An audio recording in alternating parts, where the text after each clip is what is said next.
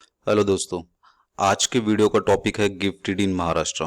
इस वीडियो को आप एंड तक जरूर देखना क्योंकि इसके बाद गिफ्टेड के बारे में आपके सारे कंसेप्ट्स क्लियर हो जाएंगे। इस वीडियो में मैं आपको एक्सप्लेन करूंगा गिफ्टेड का मीनिंग क्या है, इसके लिए महाराष्ट्र में कितनी स्टैम्प ड्यूटी और रजिस्ट्रेशन फीस लगती है और इसके लिए क्या क्या डॉक्यूमेंट्स जरूरी है।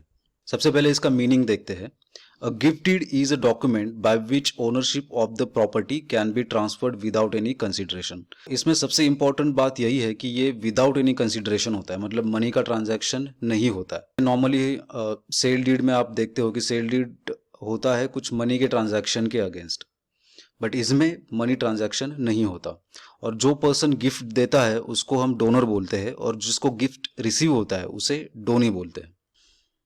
अब देखते हैं कि गिफ्ट डीड के लिए स्टैम्प ड्यूटी और रजिस्ट्रेशन फी क्या एप्लीकेबल है। सबसे पहले हम देखते हैं कि gift deed in favour of near relatives अगर है और इस नियर रिलेटिव्स में ये रिलेशंस आते हैं husband wife son daughter grandson grand daughter और वाइफ ऑफ अ डिसीज्ड सन।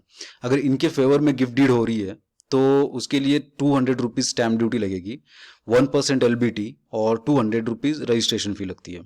ये जो 1% LBT है लोकल बॉडी टैक्सेस, ये प्रॉपर्टी के वैल्यूएशन के ऊपर डिपेंड होता है। और ये जो प्रॉपर्टी का वैल्यूएशन है वो आप ऑनलाइन भी चेक कर सकते हो, उसके लिए मैं डिस्क्रिप्शन में लिंक प्रोवाइड कर दूंगा। अब सेकेंड कैटेगरी है gift deed in favour of other family members, मतलब नियर रिलेटिव्स छोड़ के।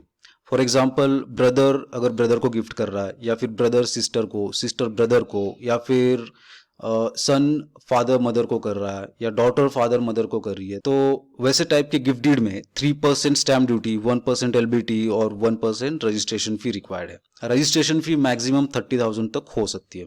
ये भी प्रॉपर्टी के गवर्नमेंट के वैल्यूएशन के ऊपर बेस्ड होता है।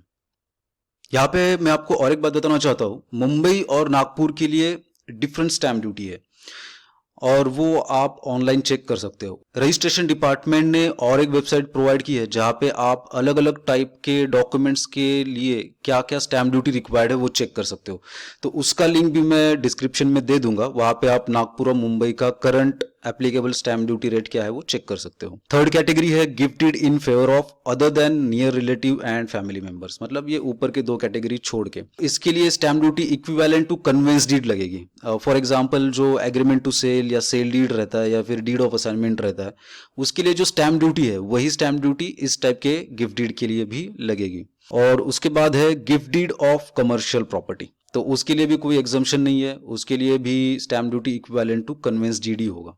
अब देखते हैं कि इसके लिए डॉक्यूमेंट्स क्या क्या रिक्वायर्ड है।